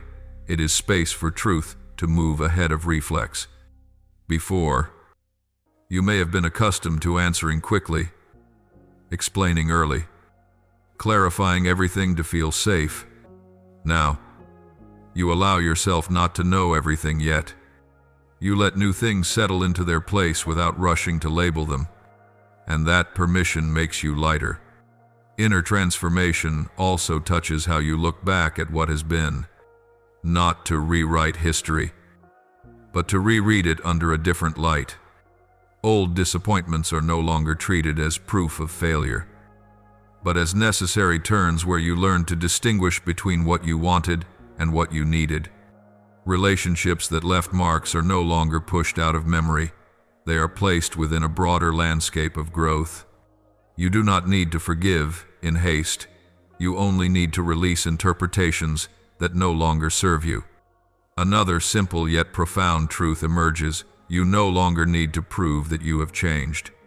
Before, you may have searched for external signs to confirm that you were on the right path: visible results, positive feedback, clear milestones. Now, you recognize that true change needs no signage. It shows itself in how you are in a room, how you listen to another, how you no longer over-edit yourself to fit someone's expectations. You do not display transformation, you live it. At times, you may be surprised by how you respond to situations that once tightened you, not because they are no longer difficult, but because you no longer place your entire worth in the outcome. You do what needs to be done, Say what needs to be said, without binding your identity to whether things unfold as you hoped. This transformation does not make you care less. It teaches you where to care rightly. And when you care rightly, your energy is used more wisely. Inner transformation also brings a new form of courage. Not the courage to confront, but the courage to be honest. Honest about your limits. Honest about your true desires. Honest about what you are not yet ready for. Before, you may have forced readiness so as not to disappoint others. Now, you understand that readiness cannot be forced, it must be cultivated. And your willingness to say not yet when needed is a sign of maturity, not weakness. Remember, this transformation that begins within does not promise a life without mistakes, but it changes how you meet them. You no longer treat mistakes as punishment, but as information about what needs adjusting, where the pace needs slowing, which truths need clearer sight. When you no longer punish yourself in order to learn, you learn more quickly and more gently. This transformation does not make you harsher with yourself, it makes you more precise. You may also notice that this transformation pulls you out of familiar emotional scripts. Old cycles of hope, disappointment, self-doubt begin to lose their grip. Not because all problems are solved, but because your point of standing has changed. You are no longer at the edge of the story, waiting to see what will happen to you. You stand at the center of presence, ready to respond to what comes without losing yourself. And from that place, everything around you takes on a different hue. This inner transformation also reshapes how you pray. Whatever name you give it, you no longer pray to escape what is difficult, but to be within it with clarity. You no longer seek guarantees that everything will be fine. You seek companionship so you do not walk alone.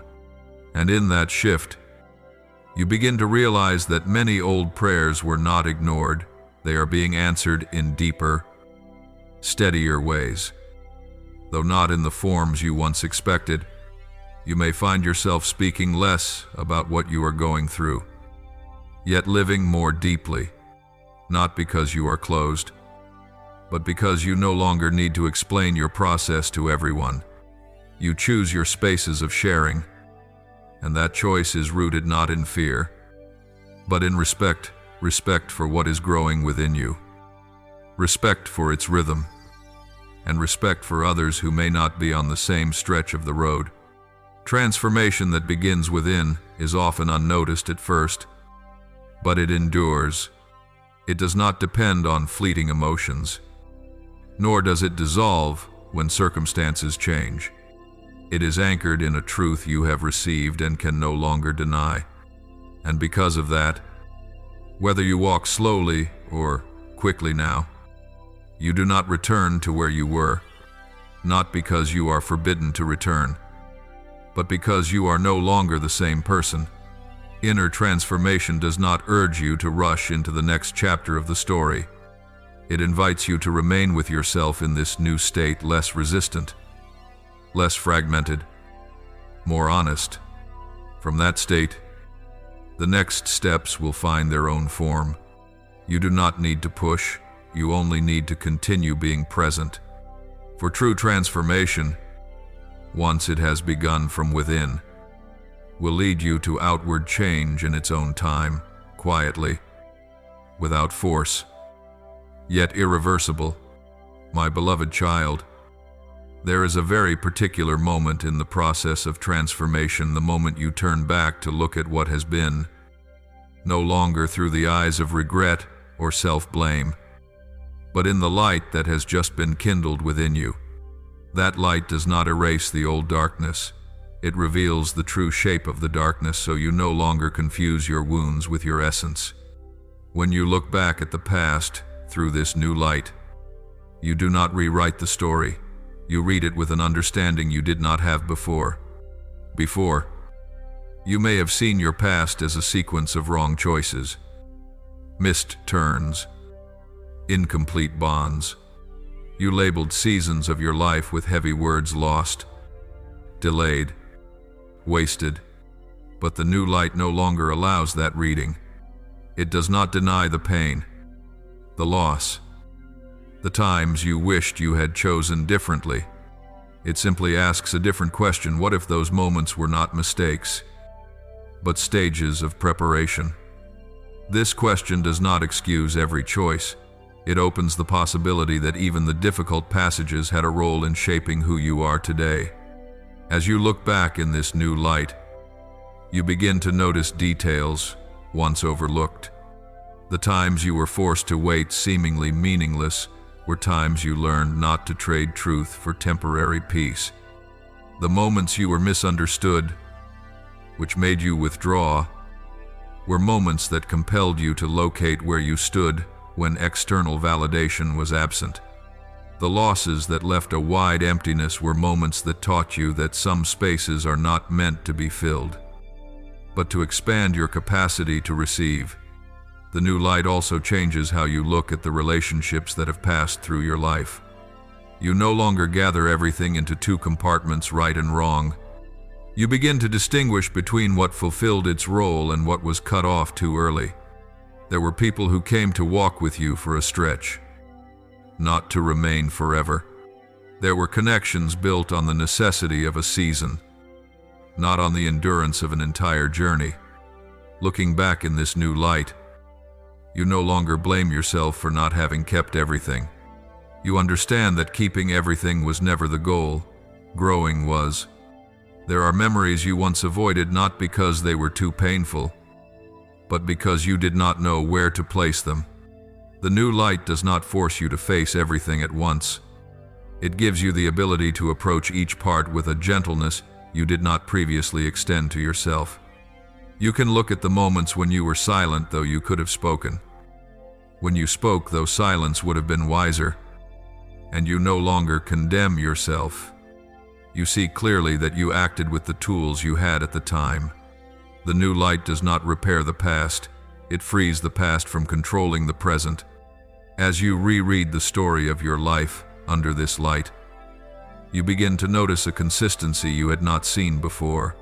The thread of honest seeking, even when you took detours, experimented, or wandered down paths that did not lead to the final destination. You were always searching for what was true in the best way you knew at each moment. Recognizing this thread does not make you proud, it makes you humble. Humble enough to know that you did your best within the limits of your awareness then, and grateful that your awareness has been widened over time. The new light also redefines the value of waiting seasons. Where you once saw them as empty spaces to be filled as quickly as possible, you now see that many essential capacities were formed there: the capacity to endure uncertainty, the capacity to listen without reacting, the capacity to be alone without becoming isolated. These capacities are quiet and not easily displayed. Yet they are the foundation for every mature relationship and choice that follows. Looking back at the past in this new light also makes you less afraid of remembering. You no longer worry that memory will drag you back into an old state. On the contrary, you see that memory, when illuminated rightly, becomes valuable information. It shows you which patterns you do not wish to repeat and which things you need to protect as you move forward. The new light does not turn you into someone who lives in nostalgia. It turns you into someone who learns from their own history. You will notice that some old pains do not disappear completely when brought into the light, but they change positions. They no longer stand at the center, directing your reactions. They move to the edges like markers reminding you of what you have walked through. From that place, they are no longer threatening. They become evidence of endurance, of resilience, of your refusal to give up even when you could not yet see a way through. The new light also helps you distinguish clearly between regret and sorrow. Regret pulls you back into the past with the desire to fix what cannot be fixed. Sorrow allows you to acknowledge that there were beautiful things that did not continue, without tying your worth to that loss. When you look back with the new light, you gradually release regret and keep sorrow as part of being human, a part that does not need to be erased, only rightly placed. There is a genuine liberation in realizing that you no longer need to atone for the past by over-living in the present. You do not need to prove that you have learned the lesson. The lesson has already been integrated, shown in how you choose, how you pause, how you say enough when needed. The new light does not ask you to do more, it allows you to stop doing too much. Looking back at the past in this new light also prepares you for what lies ahead, not by predicting outcomes, but by releasing energy that had been trapped in old interpretations. When that energy returns to the present, you have more space to be present, to create, to love without carrying the weight of unresolved stories. The new light does not ask you to forget, it teaches you how to remember rightly.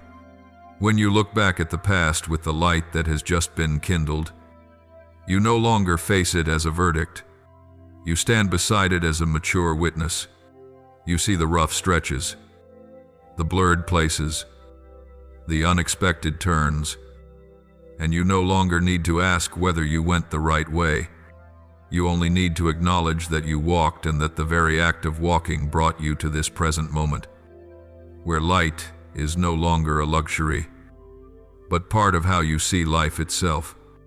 My child, when the new light has touched the past and softened the edges that once made you hesitate, the present no longer holds its former shape, not because external circumstances change immediately, but because your point of standing has shifted. The reforming of the present does not happen as a sudden turn, it unfolds as a very subtle rearrangement, in which what once occupied the center quietly steps aside to make room for more enduring values. You are still living in the same day, the same space, yet the rhythm of how you move within it has changed. The present, once reshaped, is no longer a surface you try to control. It becomes a space in which you are invited to be present.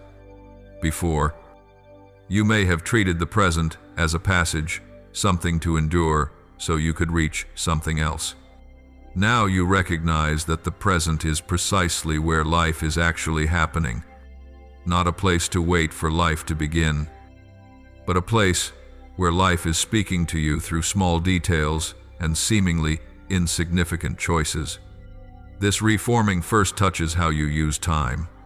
You no longer cram your days with goals just to avoid the feeling of emptiness. You begin to distinguish between being busy and being meaningful. There are things you still do, but you no longer attach your worth to them. There are things you set down not because they are wrong, but because they no longer serve what is growing within you. In this new state, the present is no longer where you prove yourself, it is where you cultivate. There is a noticeable shift in how you make decisions.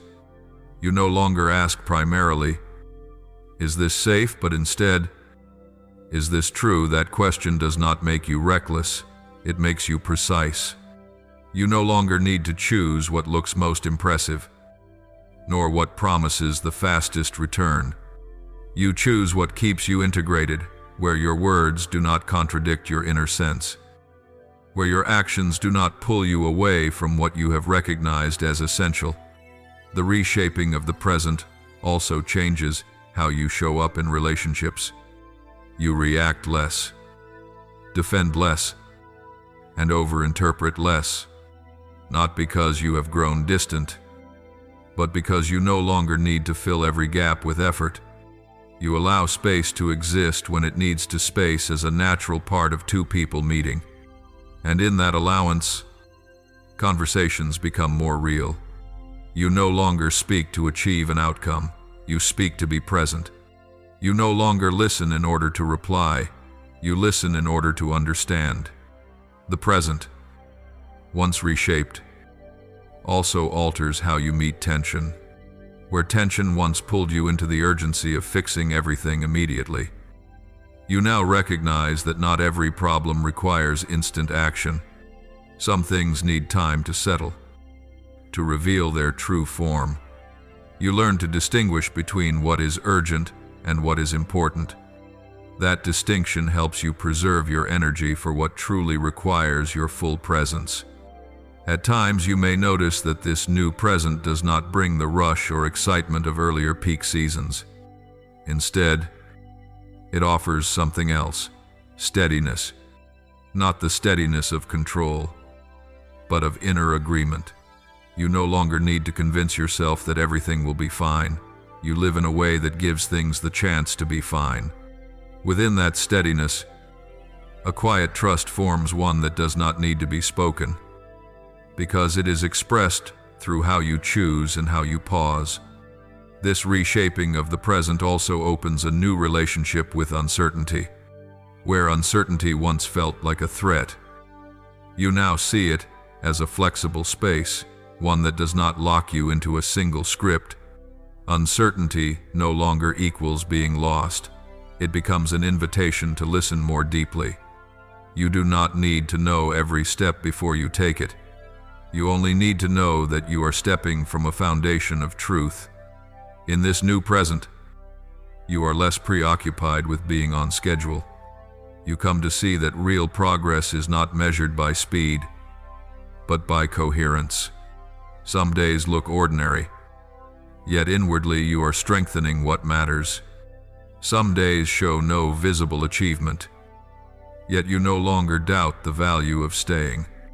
This reshaping teaches you that the most important movements often make no sound. There is also a subtle change in how you see yourself in the present. You no longer bind yourself to a fixed label, not the one waiting, nor the one who has arrived. You allow yourself to be in between understanding and not fully understanding, between receiving and learning how to live with what you have received. This permission does not leave you suspended, it makes you adaptable. You no longer freeze yourself into an image just to feel safe. You live as a process still unfolding. The reshaping of the present brings with it a new form of discipline, not the discipline of force, but of discernment. You choose habits that nourish awareness, not to appear better in anyone's eyes, but to keep yourself aligned. You choose rest when needed, no longer treating rest as a reward that must be earned. You choose to do less, but more deeply, and through these choices, the present becomes a place where you can breathe. You will notice that this new present does not erase old anxieties completely. Instead, it places them in a different context. Anxiety no longer leads, it becomes a signal to be examined. You neither chase it nor suppress it. You listen, discern, and then choose. This reshaping does not make you numb, it makes you clear-sighted. The reshaping of the present is not a fixed state you reach and then preserve. It is a way of living, a way of returning to the moment you are in, to what is happening, to the person you are becoming. In this way of living, you no longer need to wait for a dramatic event to feel that your life is on the right path. You know that each time you choose presence over reaction, truth over safety, listening over control, the present is shaped again closer to truth, closer to peace, and closer to the person you have been prepared to become.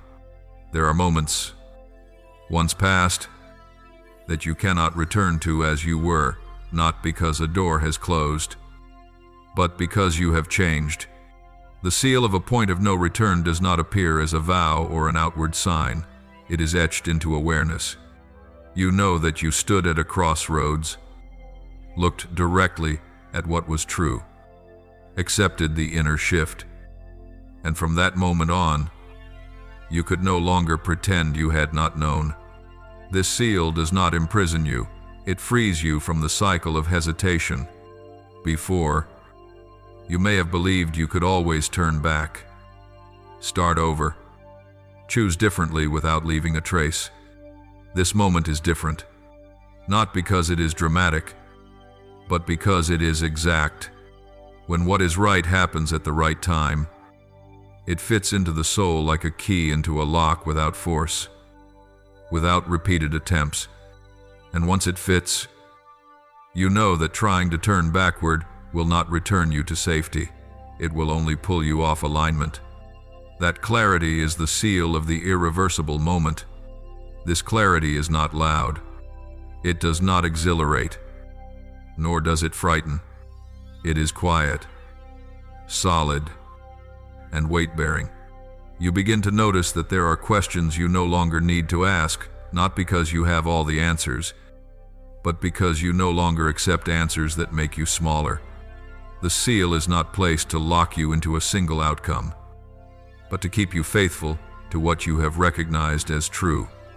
After this point, old escape routes lose their appeal. Avoidances that once brought temporary comfort now feel shallow, not because they are wrong, but because you have tasted a deeper way of living. Once you know what coherence feels like, you no longer wish to return to fragmentation, even if fragmentation seems safer. The irreversible seal does not punish you for past avoidance. It simply makes avoidance unsatisfying. This seal also carries a new kind of responsibility, the responsibility of awareness. You can no longer say, "I didn't know." You can no longer claim that circumstances forced you to move against what you believe. Awareness does not burden you, it sharpens you. It helps you notice sooner when you begin to drift off center. So correction no longer comes at great cost. The seal does not demand perfection, it asks for honesty. My child, in this moment that cannot be reversed, you also begin to understand something profound about freedom. Freedom is not the ability to do anything without consequence. Freedom is the ability to choose what is true to you, even when that choice limits other options. When you choose to live aligned with truth, you willingly release paths that draw you away from yourself. This is not loss, it is focus. The seal allows you to see this clearly without having to repeat painful cycles again. Some people, after passing through this moment, will notice that the relationships around them begin to change as well, not because you change others, but because you no longer supply energy to old dynamics. Connections built on ambiguity, on unspoken hope, on avoiding truth, will gradually fall away on their own. In contrast, connections grounded in honesty, even when difficult, will have the chance to stand more firmly. The seal does not destroy relationships, it sifts them. This point of no return does not mean that everything from here on will be easy. But when difficulty comes, it takes on a different shape. It is no longer a storm that makes you doubt your worth. It becomes an exercise in faithfulness, faithfulness to the rhythm you have received, to the light you have seen, to what you know to be true even when no one else confirms it. The seal does not promise that you will always feel strong. It promises that you will no longer be as lost as before. You feel a very gentle sense of gravity surrounding this moment.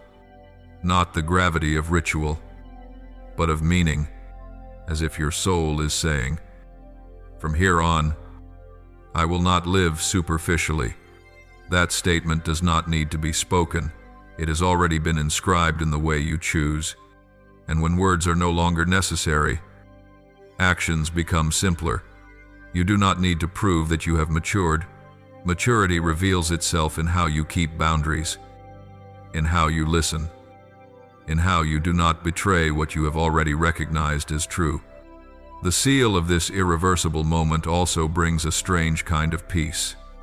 Not the peace of having everything resolved, but the peace of knowing you are on the right axis. You no longer have to constantly check whether you are heading in the right direction whenever you encounter resistance. You know that even if you stumble, you will rise in the same direction. That consistency rather than immediate success is what gives this peace its endurance. You remember what it felt like before the SEAL days, when you could hesitate indefinitely without having to face yourself. But that memory will not pull you back. It only reminds you that you have come a long way. And when you compare the two states, ambiguous but comfortable, clear but demanding, you understand why this SEAL is a gift. It does not take away lightness, it takes away drift. The point of no return is not a period. It is a hyphen linking what you have lived to what you will live from here on. The SEAL does not lock you into a fixed future. It keeps you from losing the present. Each day after this moment, you will continue to choose, but from a different ground, the ground of awareness, of alignment, of knowing that you opened the door not to step into a dream, but to step into a more real life. And in that more real life, you will no longer need to ask whether you could go back, because you will not want to. Not because you are forced forward, but because you have tasted what happens when you live in accordance with what has been placed in your hands. The seal of the irreversible moment has been set not on the road behind you, but in the way you walk from here, my beloved child. There are paths that do not need to be blocked by dramatic events. They close on their own when your soul no longer steps on them. Not because you forbid yourself to return, but because old footsteps no longer fit the new rhythm. Once the seal is set, you begin to notice that many paths that once felt familiar now feel narrow, not because circumstances changed, but because you have grown. This closing does not carry a sense of loss, it carries a sense of completion. Like a room that has fulfilled its purpose in your life and is quietly cleaned and closed. The closing of old paths is not loud, because it does not need to justify itself. Before, you may have tried to explain, persuade, or defend every change in direction. Now, you no longer need to. Inner clarity becomes a sufficient language. When someone asks why you no longer walk the old way, you may not have a neat answer, and that is okay. Some truths can only be lived. They cannot be packaged into words. As old paths close, you may feel a space open up, not a space of lack, but of oriented waiting. This space does not push you to fill it immediately with action. It invites you to remain and listen. New paths do not always open with bright signposts. Sometimes they open with a very subtle sense that you are no longer being pulled backward. And that absence of pull is the first sign of mature freedom. Some habits that once helped you survive earlier seasons, ways of avoiding, strategies of temporary soothing now fall away on their own. Not because they were wrong, but because they have completed their task. You no longer need to stay busy in order not to feel. No longer need to intellectualize to avoid pain. No longer need to appease to maintain surface harmony. As old paths close, you do not dismiss what once helped you. You simply stop leaning on it as a pillar. New pillars are forming from alignment and awareness. When the new path opens, it does not come with exaggerated promises. It comes with a simple invitation. Walk according to the rhythm you have recognized. That rhythm is not always fast. Some days it is so slow that you feel as though you are standing still, but standing still in awareness is different from being stuck in fear. You learn to tell the difference, and once you no longer confuse the two, you stop panicking when speed decreases. You understand that some stretches require slowness so that the foundation can hold. As the new path opens, you also realize that it is not meant for everyone at the same time. Some who once walked beside you will not continue, not because anyone is right or wrong, but because the rhythm has changed. This separation does not need drama. It may happen through gradually less contact, shifting priorities, or a silence that no longer feels tense. You do not need to cut off, you only need to remain faithful to the new rhythm. The rest will arrange itself. One important shift as old paths close is this: you stop seeking validation from what is familiar. Before, you may have measured progress through external feedback, praise, attention, immediate results. Now, the measure moves inward. You feel coherence when your words do not pull you away from your inner sense. When your decisions no longer require constant self-explanation, the new path does not give you many milestones to celebrate. It gives you steadiness to continue. In this season, you may find yourself saying no more often, but they are gentle no's, not oppositional ones. They're not aimed at others. They protect your space. And strangely, when you say no in the right places, true yeses finally have room to appear. The new path is not concerned with the number of choices. It cares about fit. When you choose what fits, you grow less weary. There will be days when you feel as though you are walking without a map. Uncertainty appears not as an enemy, but as a neutral companion. You no longer demand that it disappear. You learn to walk with it. The new path teaches you that absolute certainty is often an illusion. What endures is the ability to adjust when needed without losing your axis. You no longer ask, "Am I wrong?" every time resistance arises. You ask, "What is this teaching me about my rhythm?" As the new path opens, you also relearn how to rest, not rest as avoidance, but rest as integration. What you have received, seen, and changed needs time to settle into lived patterns. If you rush outcomes, you risk flattening the process. The new path honors ripeness. It allows you to do less but more deeply, speak less but more truthfully, choose less but more rightly. My child, a different kind of courage appears when the old path closes, the courage not to turn back simply because familiarity is missed. That longing is not proof that you chose wrongly, it is proof that you once lived there. You can allow yourself to remember without returning. The new path does not ask you to deny the past, it asks you not to relive it as your present. And when you can do that, memory becomes a source of understanding, no longer a force that pulls. The new path also changes how you set goals. You no longer set goals to compensate, to prove, to cling. You set them like lampposts, bright enough to guide, far enough not to crush you. And if a goal needs adjustment, you do not treat it as failure. You treat it as feedback from the process. The new path does not condemn, it directs. You will notice that since the old path closed, you are less shaken by quick promises. Things that seem right but lack depth no longer move you as they once did. You develop a slow, steady intuition. It does not always give you answers immediately, but it rarely leads you into dead ends.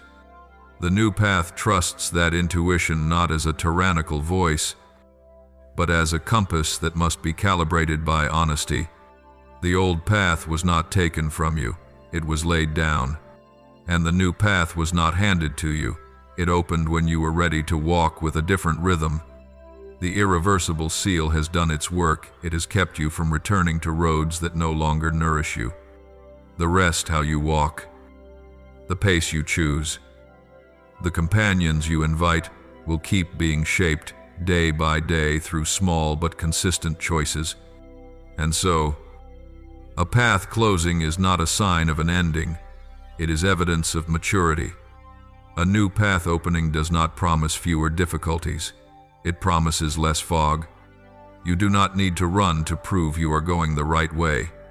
Keep walking from the foundation already set, with the seal already inscribed, and let the new path reveal only what is needed for today. My beloved child, there is a moment very quiet when every question stops. not because you have gathered enough answers, but because your soul no longer needs to ask. The soul's final reply does not come as a decisive announcement or a loud declaration. It comes as a deep settling where you no longer negotiate with the truth, no longer delay living by what you already know. This reply is not spoken to persuade anyone. It is lived to keep you from drifting off your axis. In this reply, you do not promise that you will always be strong, nor do you pledge that you will never doubt again. You simply acknowledge something both simple and irreversible. You have seen enough to not turn away, not seen with your eyes, but seen through the convergence of experience. Silence. The moments you reached the threshold and chose to stay. The soul's final reply is an inner agreement that from here on, you will not live contrary to what has been placed into your hands. You realize this reply does not end the journey, it changes the way you continue. You no longer walk as someone waiting for one more sign to give yourself permission to live truthfully. The permission has already been given, not from outside you, but from within your own soul. And when that permission is granted, many pressures dissolve on their own. The pressure to match someone else's standard, to complete life on a timeline that isn't yours, to keep surface peace by staying silent about what no longer fits. The soul's final reply is also a gentle refusal of what no longer nourishes you. Not a refusal made in rebellion, but a refusal made by withdrawing your energy. You stop arguing with voices that pull you back into fog. You stop explaining why you have chosen differently, not because you are proud, but because you have learned that truth does not need to be escorted by justification. When you live aligned, life speaks on your behalf. A very real peace comes with this reply, not the peace of everything being finished, but the peace of no longer fighting what is. You allow joy to come without clinging. You allow difficulty to come without collapsing. The soul's final reply does not protect you from change. It protects you from losing yourself inside change. And that protection does not close you. It steadies you enough to open. This reply does not need to be repeated every day with words. It is reaffirmed through small, consistent choices: how you keep your boundaries, how you listen without judging, how you pause when your inner compass tells you to slow down. Each such choice is a quiet signature beneath the reply you have already given. No one else needs to see that signature. Your soul knows. There will be times you are tempted to return to the old way, not because the new way is wrong, but because the old way is familiar. In those moments, the soul's final reply does not scold you. It only reminds you softly, you already know. That reminder does not shame you, it wakes you. And in that waking, you choose again, not from the beginning, but from the foundation already laid. The reply is not canceled by a tired moment. It is strengthened by the way you turn back toward the right direction. This reply also changes how you pray. Whatever name you use for it, you no longer ask to become someone else. You ask to be faithful to what you are being called to live. You no longer ask for life to be less hard. You ask for enough light to walk through what is hard without losing the truth. And in that shift, prayer stops being a list of wishes and becomes presence, a way of standing before life with an open heart that does not drift. You will notice that the soul's final reply makes you speak less about the future, not because you have lost hope, but because hope no longer needs to be inflated. You work today with attention. You love today with honesty. You rest today with permission. The future, when it arrives, you will meet a person who is more ready, not because you planned every scenario, but because you learned how to remain in the present without betraying what you know. You also understand that you do not hold the whole picture, and you do not control every outcome, yet you are responsible for how you walk. The soul's final reply does not claim power, It accepts responsibility. Responsibility not to use vagueness as a hiding place, not to use busyness to avoid facing what is true, not to use other people to fill a space that only truth can touch. Within that responsibility, you discover freedom. Freedom is not the ability to do anything at all, but the freedom of no longer being pulled by what is no longer true. You do not need to lock yourself into a moral image or a spiritual role. You only need to live integrated to let what you say does not contradict what you do, and what you do not contradict what you believe. The soul's final answer is precisely this commitment to live integrated, day by day, within very ordinary circumstances. As this journey comes to rest here, it does not end, it stabilizes. Like a compass that has been calibrated, it does not need to be checked constantly, yet it is always there when you need direction. The soul's final answer does not require witnesses, it stands on its own. And from that foundation, you will continue to walk, not to seek another seal, but to live worthy of the seal already inscribed. My child, there is no trumpet blast, no grand sign marking this moment. Yet one thing is unmistakably true: you have chosen. You have chosen to live by the light you have seen. You have chosen to walk in the rhythm you have received.